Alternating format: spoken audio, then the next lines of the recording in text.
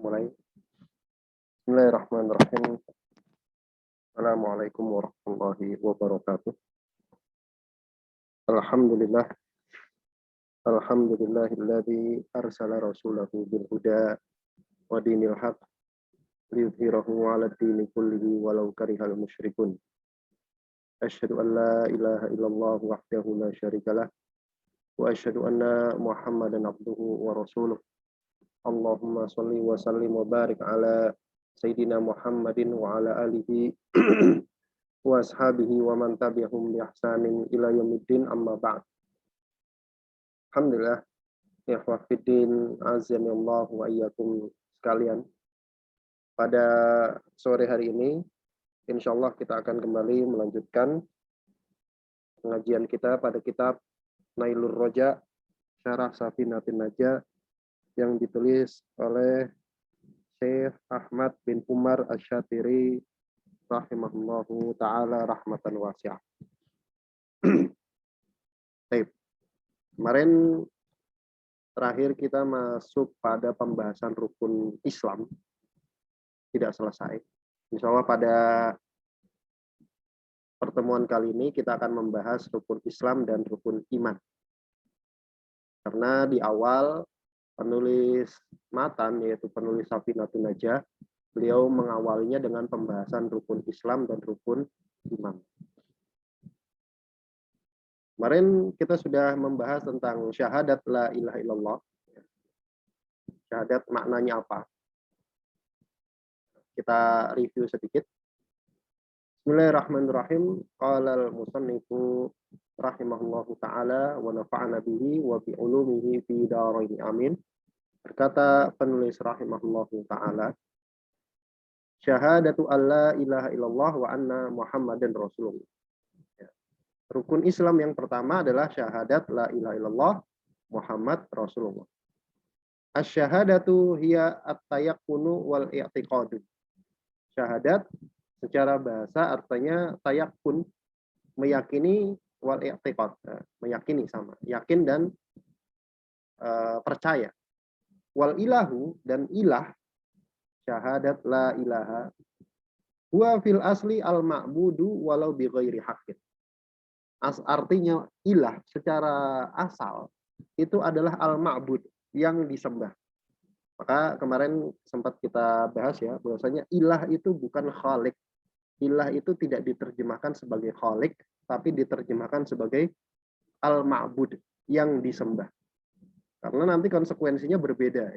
Ketika kita menerjemahkan ilah sebagai khalik atau mudabbir atau razik, khalik pencipta, mudabbir pengatur, razik pemberi rizki, maka artinya siapa saja yang mempersaksikan bahwasanya Allah itu penciptanya, pengaturnya, pemberi rizkinya, maka dia seorang muslim meskipun dia menyembah selain Allah.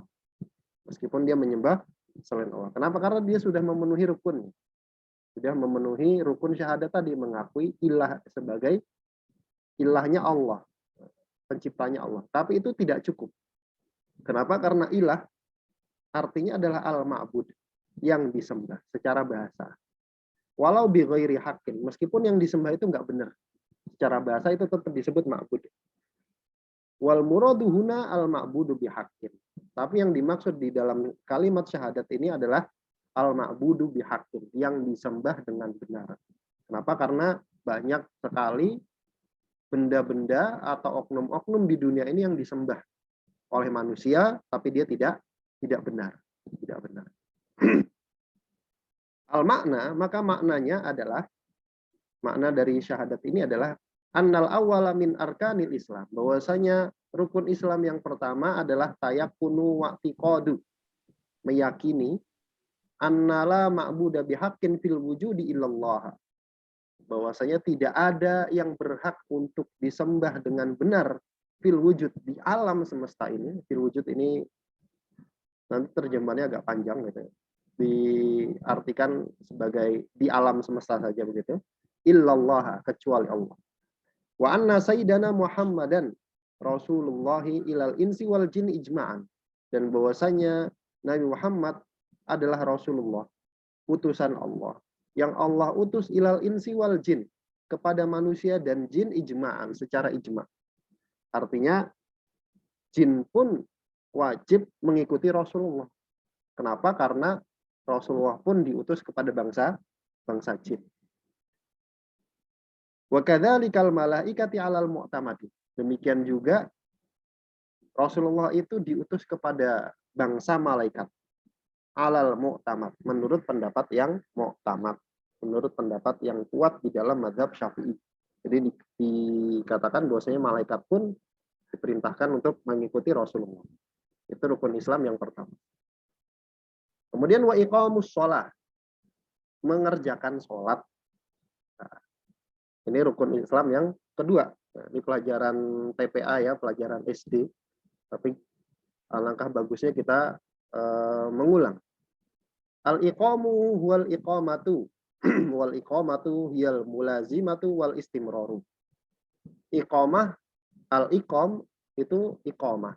Sedangkan iqamah maknanya adalah mulazimatu wal istimrar.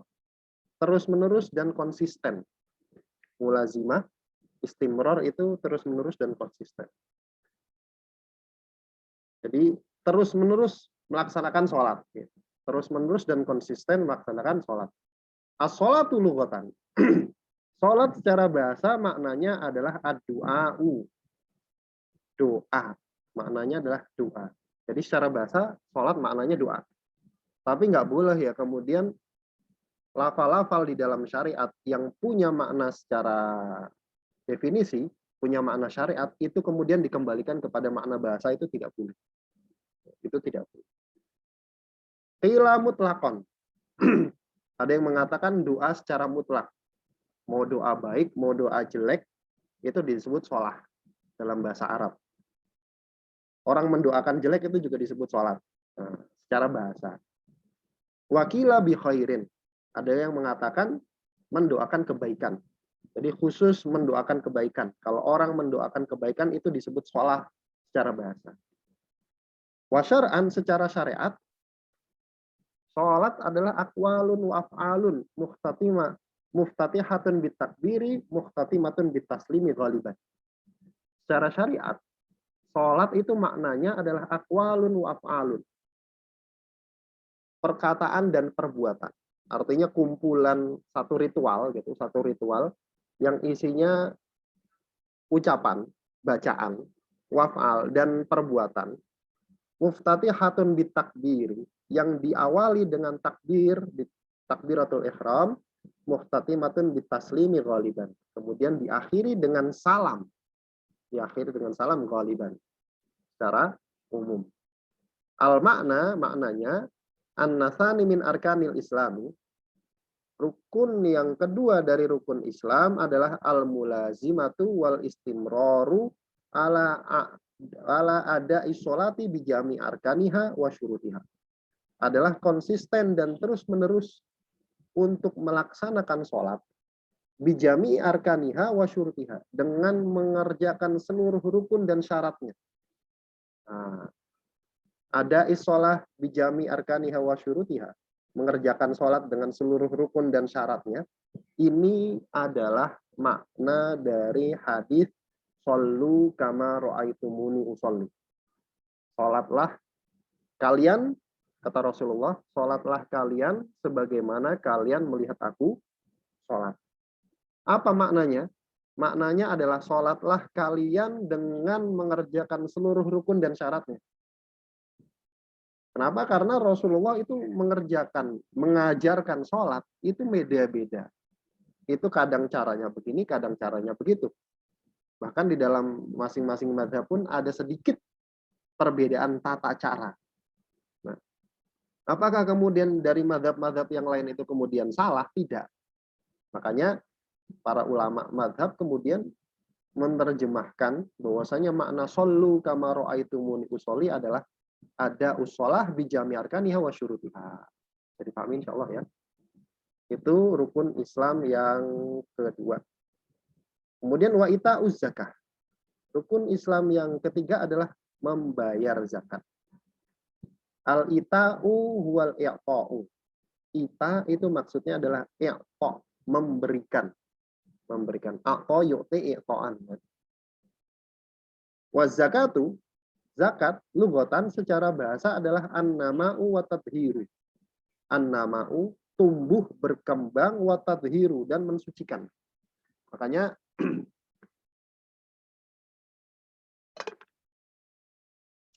fungsi zakat itu adalah untuk menumbuh kembangkan harta dan untuk mensucikan harta. Nah, jadi kalau mau hartanya berkembang ya dizakatin. Kalau mau hartanya suci ya dizakatin. Itu secara bahasa. Wa syar'an, secara syariat, zakat apa artinya? Ismun lima yukhraju an malin au badanin ala wajhin maksusin. Secara syariat, zakat adalah ismun, sebuah nama atau istilah lima yukhraju an malin au badanin, untuk sesuatu yang dikeluarkan an malin, baik itu untuk membersihkan harta atau zakat harta gitu, au badanin atau zakat badan. Zakat harta ya zakat mal ya. Zakat emas, zakat perniagaan, zakat peternakan, zakat pertanian ya. Itu zakat harta. Zakat badan itu apa? Zakat fitrah. Zakat fitri atau zakat fitrah itu disebut dengan zakat badan. Nah, jadi zakat secara syariat adalah sebuah nama untuk sesuatu yang dikeluarkan. Baik itu zakat harta atau zakat badan, ala wajhin maksusin, dengan tata cara yang khusus. Kenapa? Karena ada tata caranya, ada hitung-hitungannya, ada waktunya, ada ketentuannya. Nggak asal main keluarin. Bahkan harta yang dizakatin pun ada ketentuannya sendiri, yang nggak semua kemudian dizakatin, enggak.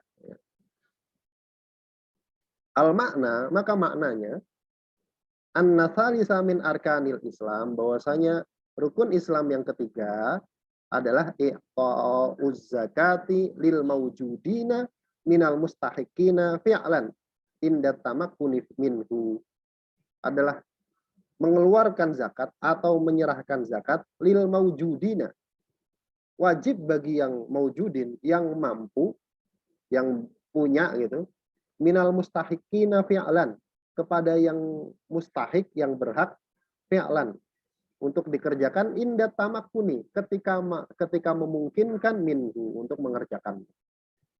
Jadi membayar zakat itu kalau mampu. Kalau nggak mampu ya nerima zakat. Kalau nggak mampu ya nerima zakat. Jadi nggak semua orang wajib zakat ya. Wajib zakat itu kalau terpenuhi syaratnya. Kalau dia nggak mampu ya tadi nerima zakat, bukan sebagai muzaki tapi sebagai mustahik. Itu rukun Islam yang keberapa? Keempat. Yang ketiga ya. Kemudian wasaumu Ramadan, puasa di bulan Ramadan. Ini rukun Islam yang keempat. As-saumu lughatan al-imsak. As-saum, lafal saum lughatan secara bahasa maknanya adalah al-imsak, menahan. Pokoknya nahan apa aja. Orang nahan ketawa itu juga disebut puasa, saum.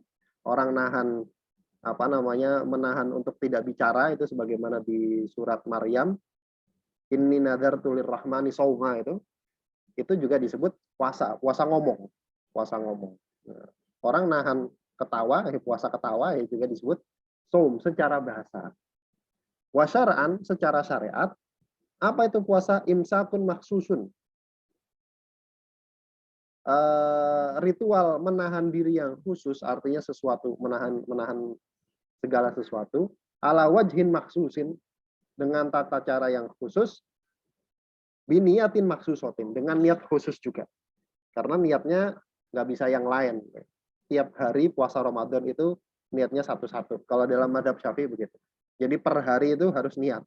Per hari harus niat. Nggak bisa dalam mazhab Syafi'i, nggak bisa niat sekaligus jebret untuk 30 hari, itu tidak bisa.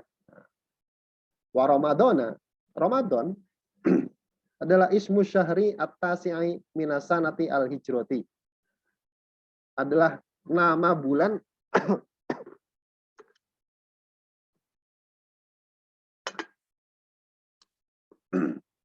Ramadan adalah ismu syahri, nama bulan atas yang ke-9 minasanatil hijrah, dari bulan-bulan hijriah.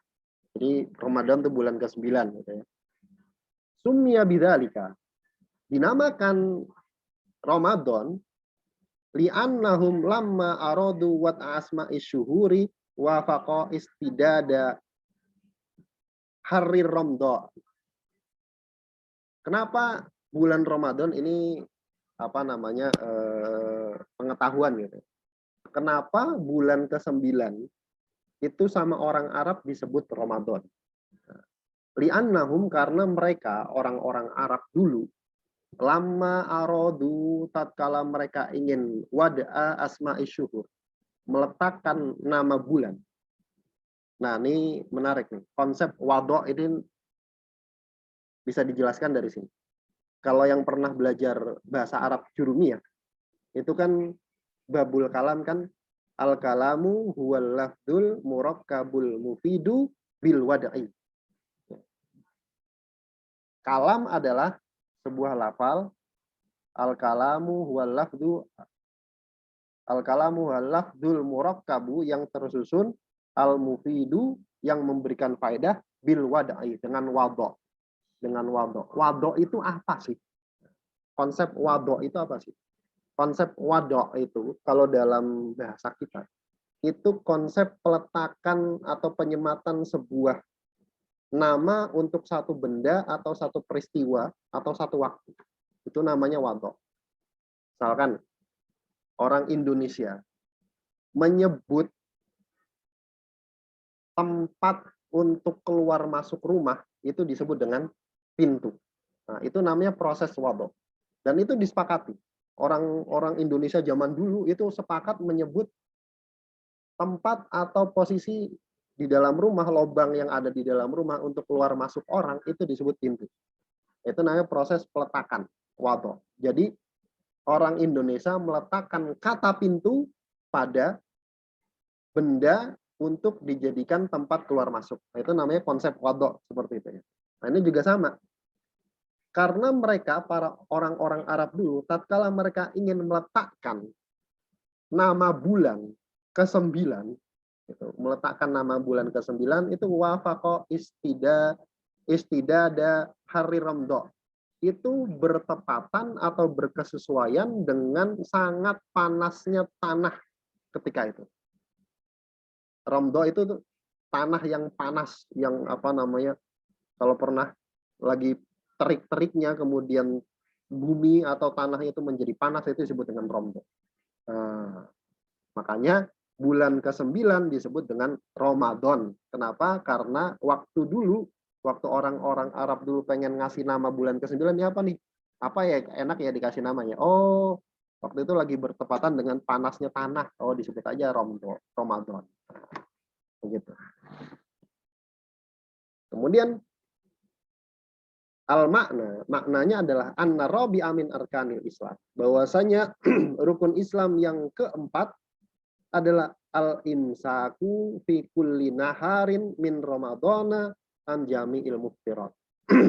Menahan diri fi kulli naharin, di setiap siang, berarti siang doang ya, dari terbit fajar sampai tenggelam matahari, min Ramadana, di bulan Ramadan, an jami'il muftirat, dari seluruh pembatal-pembatal puasa. Itu secara istilah makna dari puasa Ramadan. Rukun Islam yang keempat. Rukun Islam yang kelima, wahijul baiti man istata'a ilaihi sabila. Berhaji ke Baitullah bagi siapa saja yang mampu untuk ke Baitullah, sabilan, jalan. Kemudian sama beliau disyarah satu persatu. Al-hajju lughatan al-qasdu. Haji secara bahasa artinya al-qasdu, niat menuju. Niat menuju satu tempat itu disebut dengan haji. Menuju satu tempat itu disebut dengan haji secara bahasa. Lo mau ngapain? Mau haji gitu kan. Hajinya ke mana? Hajinya ke warung. Maksudnya menuju warung, menuju warung secara bahasa. Secara bahasa. Wa syar'an, secara syariat adalah qasdul baiti biniyatin nusuk. Niat menuju menuju Baitullah, pergi menuju ke Baitullah dengan niat ibadah. An-nusuk ini ibadah. Makanya kan di Al-Quran itu inna sholati wa nusuki wa mahyaya. Inna sholati semuanya sholatku, wa nusuki dan nusuk. Nusuk itu maksudnya ibadah. Jadi secara syariat adalah pergi menuju Baitullah dengan niat ibadah. Itu disebut dengan haji. Wal baitu dan al bait di sini adalah al ka'batu, maksudnya Ka'bah. Kemudian wa makna istata'a atoko wa qadaro. Makna istata'a artinya adalah atoko wa qadaro, mampu, punya kemampuan. Wasabilu lughatan at-thariqu. Sedangkan sabil secara bahasa artinya at-thariq, jalan. Ini makna dipretelin satu-satu nih ya sama pensyarah dari sisi bahasa. Kemudian al makna, makanya kitab ini tuh bagus banget buat pemula. Karena makna bahasa baru makna syariat. Makna bahasa, makna syariat. Asik. Al makna, secara makna haji ke Baitullah bagi siapa yang mampu. Annal khamisa min arkanil Islam. Bahwasanya rukun Islam yang kelima, qasdul Ka'bati bil haji. Pergi menuju Ka'bah bil haji, untuk berhaji. Ala man wajada zadan dhihaban wa iyaban wa nafaqata man talzamahu nafaqatuhu muddata dhihabihi wa iyabihi. Secara istilah, makna pergi haji ke Baitullah adalah menuju Ka'bah. Pergi menuju Ka'bah untuk berhaji. Alaman, wajib bagi orang yang wajada zadan, punya bekal. Wajib bagi orang yang punya zadan, bekal. Rihaban wa iyaban. Baik bekalnya itu untuk pergi maupun iyaban, pulang. Jadi namanya punya kemampuan bekal, itu bukan bekal pergi doang. Kemudian pulangnya ngesot, enggak. Tapi pulang pergi. Kemudian wa nafaqata man talzamuhu nafaqatuhu. Juga dia harus disebut mampu, dia harus punya nafkah. Harus bisa menafkahi man talzamuhu nafaqatuhu. Menafkahi orang yang wajib dia nafkahi. Misalkan dia seorang suami, pergi haji sendiri misalkan. Kemudian dia wajib menafkahi istri sama anak-anaknya selama pergi haji. Jadi nggak bisa kemudian dia pergi haji, kamu cari makan sendiri ya, nggak boleh. Nggak boleh. Jadi dia selain harus punya bekal pulang pergi, dia juga harus punya bekal anak istrinya di rumah. Muddata dhihabi wa iyabi. Selama pergi dan pulangnya dia ketika berhaji. Itu yang disebut dengan mampu. Kemudian wa markuban in kana bainahu wa baina Makkah marhalatan. Dan juga dia markuban, punya kendaraan, punya tunggangan. In kana bainahu wa baina Makkah marhalatan. Kalau jarak antara tempat tinggalnya dia dan Mekah itu ada 2 marhalah. Sejauh 2 marhalah. 2 marhalah itu kemarin saya catat di dalam mazhab Syafi'i itu sekitar 83 km. 83 km. Artinya dalam mazhab Syafi'i, kalau jarak rumahnya dengan Ka'bah itu kurang dari 83 km, itu tetap harus berhaji meskipun jalan kaki. Tetap harus haji meskipun jalan kaki. Au aksaro atau lebih. Jadi jarak 2 marhalah atau lebih, maka dia harus punya kendaraan. Mastija ma'i baqi syurutil wujubi al-mazkurati fi mahalliha. Disertai dengan terkumpulnya seluruh syarat-syarat yang wajib yang sudah disebutkan fi mahalliha, pada tempatnya tadi. Jadi syarat-syarat semuanya ini wajib terpenuhi. Kalau semuanya terpenuhi, maka dia wajib berhaji. Kalau enggak, maka enggak. Kemudian tabaya wa kama yajibul hajju ala man dzukira tajibu alaihi al umratu. Bagaimana wajib haji atas orang yang disebutkan, maksudnya terpenuhi syarat-syarat tadi, tajibu alaihi al umroh, maka umroh juga wajib atasnya. Kayak dalam mazhab Syafi'i, umroh itu juga wajib bagi yang mampu. Nah, dalam mazhab Syafi'i, umroh itu enggak sunnah ya, tapi wajib juga bagi yang mampu. Wahia lughatan, secara bahasa umroh adalah az-ziyaratu. Secara bahasa umroh artinya ziarah. Ziarah. Kayak ziarah nggak usah itu, kita ngumpulin aja duit yang banyak, ziarahnya ke Mekah. Wasyar'an, secara syariat, makna umroh adalah qasdul baiti biniyatin nusuk, sama ya. Menuju Baitullah, pergi menuju ke Ka'bah dengan niat ibadah. Itu umroh. Nah, ini adalah rukun Islam yang kelima. Sekarang kita masuk rukun iman. Right? Qala al-musannif rahimahullahu taala, faslun arkanul imani sittatun. Ini adalah sebuah pasal yang menerangkan tentang rukun iman ada 6. Ini pelajaran SD ya, lagi-lagi ya. Tapi kenapa kadang-kadang banyak anak-anak di sosial eksperimen itu tidak mengerti ya, wallahu ta'ala alam. Harusnya mereka ini paham sekali ya. Ini itu pelajaran-pelajaran dasar. Al-imanu lughatan at-tasdiqu. Nah, sekarang beliau menerangkan tentang makna iman. Iman secara bahasa maksudnya adalah at-tasdiq, percaya secara bahasa. Jadi secara bahasa iman adalah percaya. Secara syariat, wa syar'an iqbalul qalbi wa id'anuhu lima ulima mid-darurati annahu min dini Muhammadin sallallahu alaihi wasallam. Secara syariat nggak cukup percaya saja. Iman itu tidak cukup percaya saja. Tapi secara syariat adalah iqbalul qalbi wa id'anuhu. Menerimanya hati dan tunduknya secara secara badaniah, lima ulima bid-darurati, terhadap segala sesuatu apa saja yang diketahui bid-darurah, secara darurat. Maksudnya ulima bid-darurah itu di dalam Islam itu ada ilmu, itu ada 2. Ada ilmu yang diketahui dengan proses belajar penelitian. Ada ilmu yang diketahui bid-darurah, tanpa melalui proses penelitian. Harusnya dia langsung tahu. Artinya awam atau ulama dianggap tahu. Itu kalau ilmunya darurah. Nah, ini yang dimaksud yang kedua ini. Ilmu bid-darurah itu semuanya dianggap tahu. Semuanya dianggap tahu. Itu asas apa kalau di dalam hukum itu. Kalau diterapkan dianggap semuanya tahu.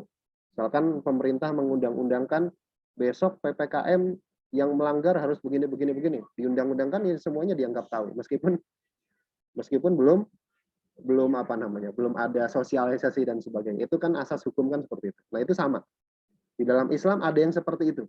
Ada yang seperti itu. Jadi mau awam mau ulama semuanya dianggap tahu. Kamu kalau melanggar maka konsekuensinya ya tanggung sendiri.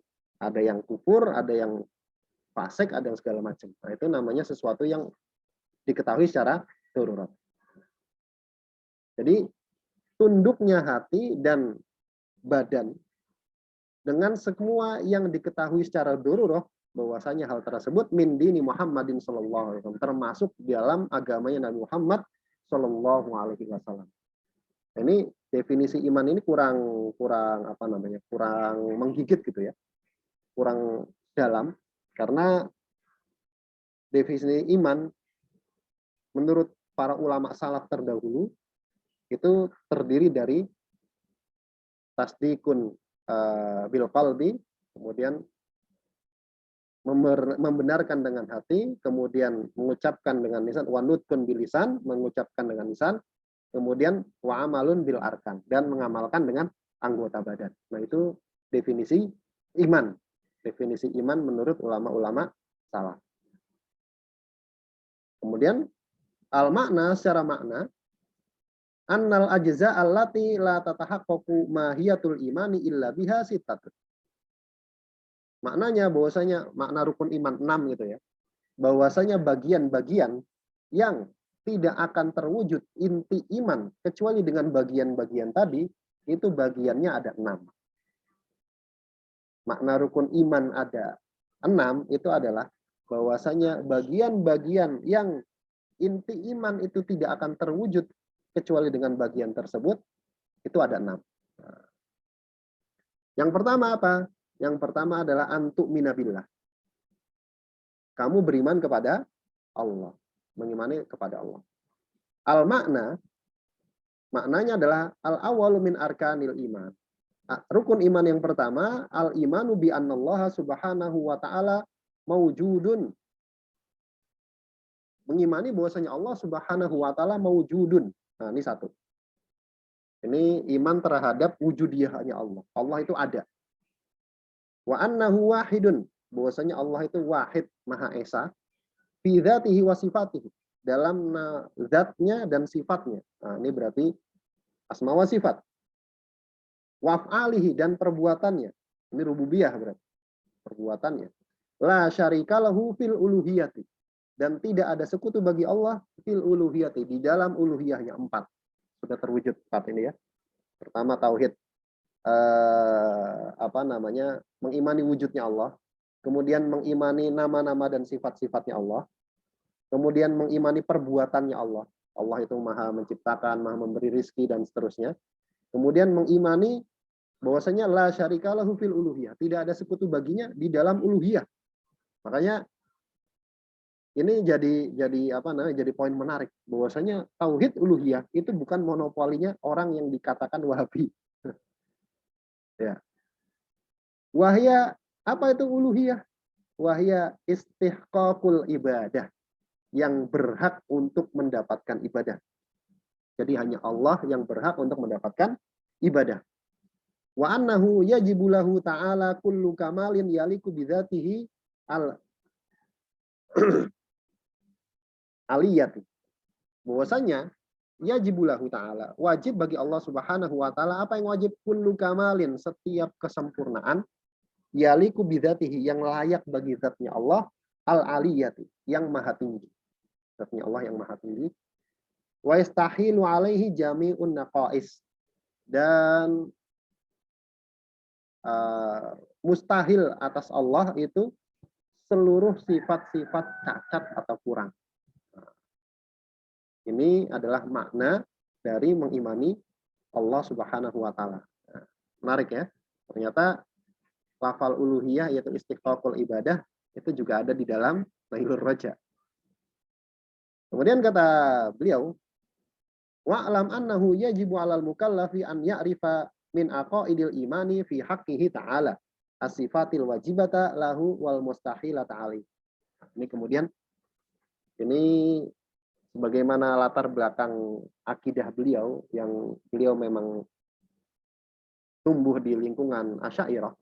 Ini adalah sifat-sifat Allah Subhanahu wa taala. Nah, masalah nama-nama dan sifat-sifat Allah ini memang permasalahan pelik gitu ya. Dan terjadi perdebatan sampai sekarang, dari zaman dulu sampai sekarang. Kata beliau, wa'lam, ketahuilah annahu, bahwasanya, maka ini sesuai dengan akidah beliau ya. Ini sekali lagi sesuai dengan akidah beliau. Ketahuilah bahwasanya wajib alal mukallaf, atas setiap orang yang kena beban syariat dalam akidah Asy'ariyah, an ya'rifa, untuk dia mengetahui min aqaidil imani, dari akidah-akidah keimanannya fi haqqihi, pada diri Allah Subhanahu wa taala, pada zat Allah Subhanahu wa taala. Apa yang wajib diketahui? As-sifatal wajibata lahu wal mustahilata alaihi wal jaizata fi haqqihi. Sifat wajib bagi Allah, sifat mustahil, dan sifat jaiz. Nah, ini juga pelajaran SMP apa SMA ya? Yang merasa pernah sekolah di sekolah-sekolah umum pasti akan mempelajari ini ya, sifat wajib bagi Allah, sifat mustahil bagi Allah, dan sifat jaiz bagi Allah. Wa an yu'mina biwujubil wajibati wastihalati al mustahilati wa jawazil jaizati, dan mengimani wajibnya sifat wajib bagi Allah, dan juga wajib mengimani mustahilnya sifat mustahil, dan wajib mengimani bolehnya sifat jaiz bagi Allah. Fal wajibatu isruna sifatan. Sifat wajib itu apa saja? Sifat wajib itu ada 20. Nah, ini sering jadi puji-pujian ya. Itu apa? Wujud, qidam, baqa, mukhalafatuhu lil hawadis, qiyamuhu binafsihi, wahdaniyah, qudrah, iradah, ilmu, hayah, sama, basar, kalam, kaunuhu qadiran, kaunuhu muridan, kaunuhu aliman, hayyan, sami'an, basiran, mutakalliman. Nah, ini adalah sifat-sifat wajib bagi Allah. Kalau mau masih ingat ya silakan buka kembali pelajaran SMP atau SMA-nya ya. Kemudian wal mustahil atau isruna didul wajibat. Sifat mustahil juga ada 20. Lawan dari sifat wajib tadi.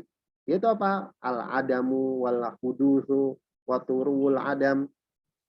Kemudian wa mumathilatu lil hawadis wa adamul qiyami bi nafsihi wa adamul wahdaniyati wal ajzu an ayyi mumkinin wal ijaduhu li syai'in minal alami ma karahiyati li wujudihi al jahlu wal mautu was sammu wal ama wal bakmu wa kaunuhu ajizan karihan jahilan mayitan asamma a'ma abkam. Ini lawan dari sifat 20 tadi. Lawan dari sifat 20 tadi. Wal jaizatu wahidatun. Sedangkan sifat jaiznya cuma satu. Itu apa? Wahia fi'lu kulli mumkinin au tarku. Sifat boleh bagi Allah adalah mengerjakan setiap apa yang memungkinkan bagi Allah atau Allah juga bisa meninggalkannya. Artinya sifat jaiz itu cuma satu, yaitu Allah bisa mengerjakan itu atau mau meninggalkan itu tidak ada masalah. Wal wajibu huna ma la yutasawwaru fil aqli adamu. Yang wajib di sini dimaksud adalah sifat yang tidak tergambar di dalam akal itu ketiadaannya. Jadi nggak mungkin secara akal, tidak mungkin bagi Allah. Itu namanya sifat wajib. Tidak mungkin tidak ada bagi di dalam Allah, di dalam diri Allah. Itu namanya sifat wajib. Wal mustahilu ma la yutasawwaru fil aqli wujuduhu. Dengan sifat mustahil adalah ma la yutasawwaru fil aqli wujuduhu. Sifat yang tidak mungkin tergambar di dalam akal itu ada pada diri Allah. Itu sifat mustahil. Wal jaizu ma yutasawwaru fil aqli wujuduhu adamu. Sedangkan sifat jaiz adalah sesuatu yang tergambar di dalam akal itu bisa ada pada Allah, bisa juga tidak ada. Itu namanya sifat jaiz. Taib ala kulli halin, ini sebagaimana tadi saya katakan, ini berdasarkan akidah yang beliau yakini ya, yaitu basic beliau adalah akidah Asy'ariyah. Tapi kalau dalam akidah Atsari, sifat-sifat Allah itu ya tidak seperti ini gitu ya. Nanti insya Allah kita akan bahas di akidah wasitiyah dan lum'atul i'tiqad. Lum'atul i'tiqad atau bahasa kerennya akidah Hanabilah. Akidahnya kaum Hanabilah. Nah, itu rukun iman yang pertama, itu beriman kepada Allah. Tapi yang ini tadi yang 4 tadi ya, ternyata beliau pun menetapkan adanya tauhid uluhiyah. Kemudian beriman kepada malaikat. Al malaikatu jam'u malakin. Malaikat itu jamak dari malak.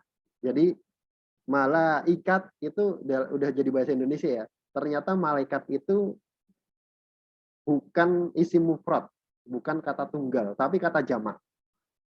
Mufradnya apa? Tunggalnya malakun. Malakun itu satu, malaikatu itu banyak. Kalau di bahasa kita malaikat itu satu, banyaknya para malaikat. Ya.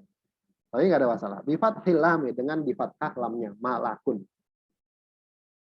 Apa itu malaikat? Wahwa ajzamun nuroniyatun mubarro'atun minal kudurati al jasmaniyati qadiratun ala tasyakkuli bil ashkali al mukhtalifati. Malaikat adalah ajzamun, dia jisim. Malaikat itu punya jisim, punya, kalau bahasa kita punya badan, gitu. Ada fisiknya. Jadi malaikat itu bukan gambaran dari niat baik atau sikap baik. Dan setan itu bukan gambaran dari niat jelek atau keinginan jelek. Kenapa? Karena ada yang menerjemahkan seperti itu. Malaikat itu enggak ada. Malaikat itu cuma bisikan baik yang ada pada diri manusia, motivasi kebaikan. Ada yang seperti itu nggak? Pernah dengar nggak? Kalau dulu dosen saya bahkan ada yang seperti itu. Tidak, itu adalah keyakinan batil. Malaikat itu punya jisim. Malaikat itu ada bendanya, ada badannya, ajisam, tapi yang nggak bisa kelihatan. Nuroniyatun, yang tercipta dari cahaya, mubarro'atun, yang terbebas, minal kuduroti, dari kudurat, kekurangan, al jasmaniyah, kekurangan jasmani. Ini secara fisik memang malaikat itu lebih bagus gitu ya dari qadiratun, yang malaikat itu mampu alat tasyakuli, untuk berubah bentuk bil askalil mukhtalifati, dengan bentuk-bentuk yang berbeda-beda. Karena kita tahu malaikat Jibril aja kadang menemui Nabi itu dengan bentuk yang berbeda-beda ya. Kadang menyerupai seseorang ini, kadang malaikat Jibril menampakkan bentuk aslinya dan sebagainya dan sebagainya. Al makna, maknanya an-nasani min arkanil iman. Bahwasanya rukun iman yang kelima, yang kedua, al-imanu bil malaikat. Iman kepada malaikat. Wa maknal imani bihim, dan makna dari mengimani malaikat adalah iqbalul qalbi wa id'anuhu bi annahum ibadun lillahi mukramun. Hati itu menerima, meyakini, tunduk bahwasanya mereka, para malaikat itu adalah ibadun lillah, hambanya Allah. Statusnya hamba maka tidak boleh disembah. Statusnya hamba, tidak boleh disembah, tidak boleh ditujukan doa. Mukramun, tapi dimuliakan. Tapi dimuliakan. La ya'sunallaha, tidak pernah berbuat maksiat kepada Allah, ma amarahum, pada apa saja yang Allah perintahkan, wa yaf'aluna ma yu'marun, dan mereka mengerjakan semua apa yang diperintahkan. Itu bedanya kita sama malaikat. Kalau malaikat disuruh apa, langsung kerjakan. Kayak itu nanti akan terjadi perbedaan di nanti usul fikih.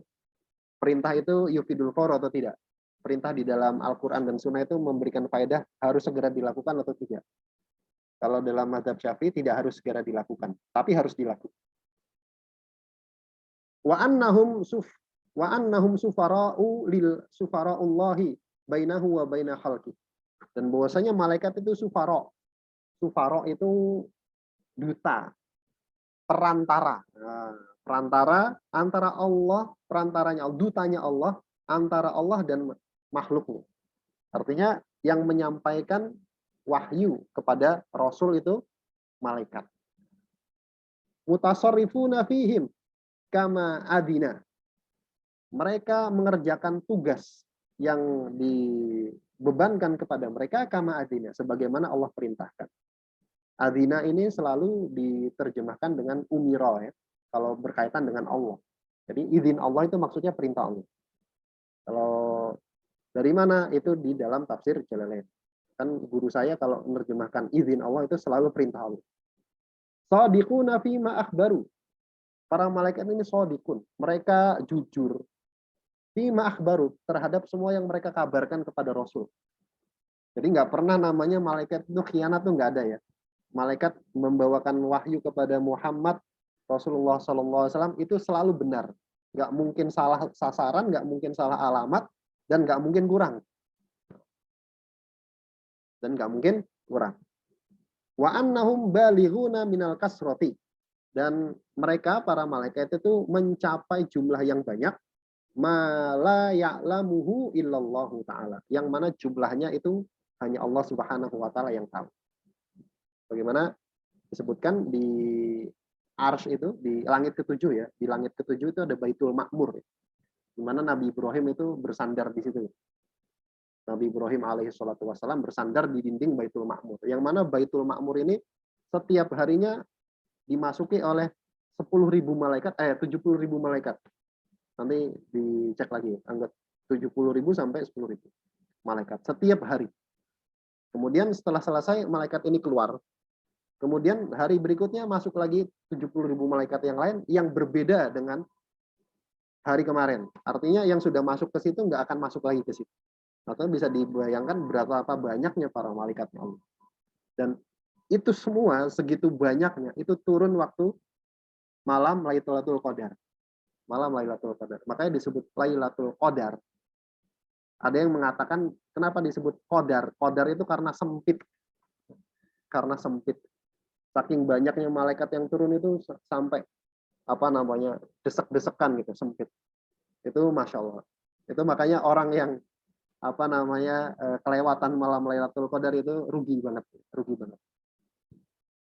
Baik. Kemudian kita lanjutkan sedikit. Wa yajibul imanu tafsilan bi asyaratin minal malaikah. Dan wajib mengimani secara rinci 10 orang malaikat. Siapa saja? Wahum mereka adalah Jibrilu aminul wahyi. Malaikat Jibril yang diamanahkan untuk membawa wahyu. Wahwa afdulul malaikah. Jibril adalah semulia-mulianya malaikat. Kemudian wa Mikailu al-muwakkalu bil amtar. Malaikat Mikail yang ditugasi untuk menurunkan hujan. Wa Israfilu dan Israfil al-muwakkalu binafhi fis-suri yang ditugaskan untuk meniup sur, meniup sangkakala ya. Sur itu trompet yang mirip tanduk, itu namanya sur. Kemudian wa Izrailu al-muwakkalu biqabdil arwahi.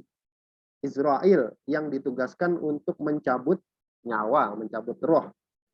Wa munkarun wa nakirun. Munkar nakir. Alladani yas'alanil maita fi qabrihi. Yang mana keduanya menanyakan mayat di dalam kuburnya. Kemudian waraqibun wa atidun alladani yaktubani alhasanati wasaiat. Raqib atid yang keduanya itu menulis catatan, mencatat amal baik atau amal jelek. Kemudian waridwanun khazinul jannah wa malikun khazinun nar. Ridwan penjaga surga dan malaikat Malik penjaga neraka. Ya, kita tambah lagi satu lagi. Tanggung wa kutubihi dan kitab-kitab Allah. Beriman kepada kitab Allah. Al maknanya an-nasalisa min arkanil iman. Bahwasanya rukun iman yang ketiga al-imanu bikutubillahi ta'ala. Iman kepada kitab-kitab Allah Subhanahu wa taala. Jadi semua kitab ya, semua kitab. Wa ma'nal imani biha al-imanu bi annaha kalamullahi ta'ala al-azaliyu al-qadimu al-qaimu bidzatihi al-munazzahi anil harfi wa sawti. Nah, ini juga keyakinan dari Asy'ariyah ya. Latar belakang dari akidah beliau. Dan makna iman dengan Alkitab, dengan kitab Allah adalah iman bahwasanya kitab itu adalah kalamullah. Firman Allah, ucapan Allah, perkataan Allah. Al-azali yang sifatnya azali. Ini apa namanya juga dari keyakinan latar belakang akidah beliau, latar belakang akidah Asy'ari. Al-qadim, al-qaim bizati. Al-munazzahi, al-munazzahu gitu ya. Harusnya ataf ke kalam. Al-munazzahu anil harfi wa sawti. Yang disucikan dari huruf dan suara. Nah, ini menarik di sini. Jadi dalam akidah Asy'ariyah, kalamullah itu adalah kalam nafsi. Jadi kalamullah adalah kalam nafsi. Kalam nafsi itu apa? Ucapan batin, kalau bahasa kita itu telepati. Jadi Allah itu punya sifat kalam, gitu. Tapi kalamnya itu tidak ada suaranya dan tidak ada hurufnya. Ayo, gimana coba? Jadi Allah itu punya sifat kalam, tapi kalamnya Allah tidak ada suaranya dan tidak ada hurufnya. Kenapa bisa muncul ini? Karena salah satunya untuk mensucikan Allah dari sifat serupa dengan makhluk. Makhluk bicara, tapi Allah pasti bicara gitu kan. Akidah Ahlussunnah itu nggak bisa digoyahkan. Kalamullah, Al-Quran itu kalamullah, bukan makhluk. Kalau mau ngomong makhluk pasti kafir namanya. Nah, akhirnya ini nih apa namanya ngeles sedikit gitu kan. Iya, Al-Quran kalamullah tapi nggak ada suaranya. Tapi nggak ada suaranya dan nggak ada hurufnya. Jadi kalamullah itu Allah berbicara tapi apa namanya telepati. Nah, ini kurang tepat. Ini kurang tepat. Kenapa? Karena dengan keyakinan seperti ini kemudian muncul liberalisme, muncul apa namanya penafsiran-penafsiran Al-Quran yang salah. Akhirnya orang-orang mengatakan, iya Allah itu tidak berbicara dengan bahasa Arab. Allah itu tidak berfirman dengan bahasa Arab. Kalau Allah berfirman dengan bahasa Arab, maka Allah itu terikat dengan budaya Arab. Gitu. Maka Allah itu harus berfirman tanpa suara. Kemudian diterjemahkan oleh Jibril. Karena Rasulullah orang Arab, makanya Jibril menerjemahkannya dengan bahasa Arab. Akhirnya, ujung-ujungnya dengan keyakinan seperti ini, kemudian orang mengatakan, oh kalau begitu Al-Quran itu produk budaya Arab, bukan kalamullah yang sifatnya kemudian tidak bisa tidak bisa diutak-atik. Al-Quran bisa diutak-atik. Kenapa? Karena Muhammad itu orang Arab. Nah itu konsekuensinya seperti itu. Gara-gara ini nih, gara-gara kalamullah itu tanpa huruf dan tanpa suara. Nah, konsekuensi logisnya seperti itu. Tapi ala kulli hal yang tepat adalah bahwasanya Allah itu berfirman dengan suara. Kenapa? Karena bisa mendengar. Malaikat bisa mendengar. Malaikat bisa mendengar. Bagaimana di dalam kitab Tauhid ya, beberapa waktu yang lalu kita bahas itu. Suara Allah bisa didengar oleh para malaikat, berarti ada suaranya. Dan suara Allah itu sebagaimana layaknya Allah Subhanahu wa Ta'ala. Karena kalau tanpa suara dan huruf itu malah nggak bisa terbayang ya. Kemudian lanjutnya, wa anna kullama tadammanathu haqqun wa sidqun. Dan semua yang dikandung oleh Al-Qur'an itu benar dan jujur. Wa hiya mi'atun wa arba'atun unzila minha khamsuna ala syid. Jumlahnya ada mi'atun wa arba'atun, 104. Jadi seluruh kitab suhuf itu ada 104. Unzila minha diturunkan diantaranya khamsuna 50 suhuf itu ala syits, Nabi Syits, kepada Nabi Syits. Nabi Syits ini anak turunnya Nabi Adam. Wasalasuna ala Idris, dan 30 diturunkan kepada Nabi Idris. Kemudian wa asyaratun ala Adam, 10 kepada Nabi Adam, wa asyaratun ala Ibrahim, dan suhufnya Nabi Ibrahim itu juga 10. Wa Tauratu ala Musa, kemudian Taurat kepada Nabi Musa, wa Zaburu ala Daud, Zabur kepada Nabi Daud, wal Injilu ala Isa, Injil kepada Nabi Isa, wal Furqanu wa huwal Qur'anu ala Muhammadin sallallahu alaihi wasallam. Dan Al-Furqan yaitu Al-Qur'an diturunkan kepada Nabi Muhammad sallallahu alaihi wasallam. Cukupkan, mudah-mudahan yang sedikit ini ada manfaatnya. Yang benar tentunya dari Allah Subhanahu wa Ta'ala dan Rasulnya. Enggak ada pertanyaan ya? Maksudnya ada pertanyaan, Mas Yanto.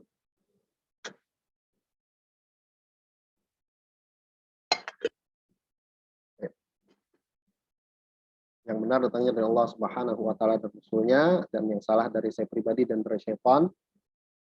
Dan saya mohon ampun atasnya. Kita tutup dengan bacaan doa kafaratul majelis. Bismillahirrahmanirrahim. Subhanakallahumma bihamdika asyhadu an la ilaha illa anta astaghfiruka wa atubu ilaik. Assalamualaikum warahmatullahi wabarakatuh. Waalaikumsalam.